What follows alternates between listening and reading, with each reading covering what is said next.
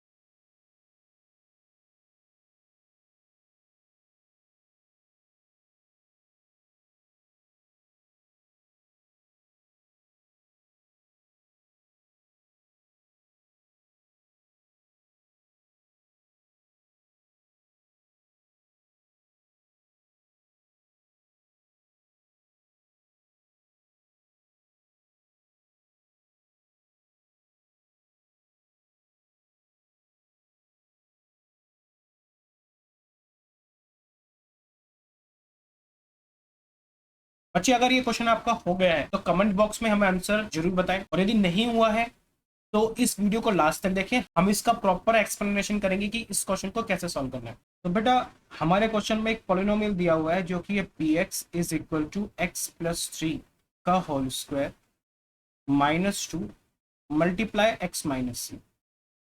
और यहाँ पर जो सी है उसको एक कांस्टेंट बोला गया है और कहा है कि पी एक्स एक्स से कंप्लीटली डिविजिबल है।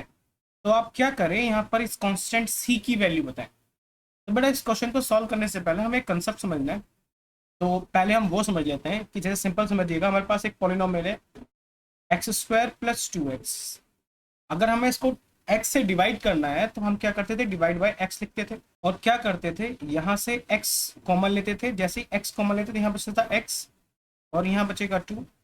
डिवाइड बाय एक्स, एक्स से एक्स कैंसिल हो गया तो हम बोलते थे कि हमारा जो पॉलिनोमियल है वो एक्स से कंप्लीटली डिविजिबल। या सेकंड कंडीशन क्या हो सकती है कि मान लीजिए x square plus two X plus zero, यानी कांस्टेंट के प्लेस पे मैंने जीरो पुट कर दिया।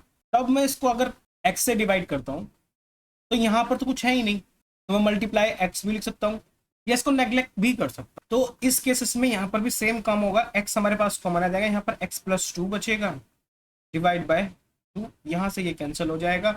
तो इन दो कंडीशंस में ही बोल सकते हैं कि हमारे पास ये पॉलिनोमियल किसी वेरिएबल से डिविजिबल है। तो हमारे पास जो क्वेश्चन है वो है P X is equal X plus three का whole square minus two into X minus C. अब ये तो हमें कुछ ऐसा दिख नहीं रहा है, बट हम इसको सॉल्व तो कर सकते हैं। तो यदि हम इसको सॉल्व करते हैं तो पहला लिखा होगा एक्स प्लस थ्री का होल स्क्वायर, तो ये हो जाएगा X square plus six X plus nine. यहाँ पर minus two multiply X minus C है और ये ब्रैकेट में, तो जैसे ब्रैकेट ओपन होगा तो माइनस टू का मल्टीप्लाई इस पूरे में हो जाएगा। तो यहाँ आ जाएगा माइनस टू सी माइनस माइनस प्लस, तो यहाँ पर आ जाएगा प्लस। इसको हम फर्दर सॉल्व करते हैं तो यहाँ पर ये एक्स स्क्वायर आ जाएगा, six X minus two X बन जाएगा हमारे पास four X plus nine plus two C. तो बेटा, हमारे पास ये वैल्यू आ गई। अब जैसा मैंने आपको समझाया कि हमारे पास इस वाले टर्म में कितना है, एक्स है, इस वाले टर्म में भी एक्स है, बट यहाँ पर एक्स नहीं है। यानी कि जो है हमारे पास नाइन प्लस टू सी एक पूरा कांस्टेंट टर्म हो गया। पूरा का पूरा एक क्या हो गया बच्चे, कांस्टेंट टर्म हो गया। तो मैंने आपको जैसे अभी समझाया था, या तो हर टर्म में एक्स हो,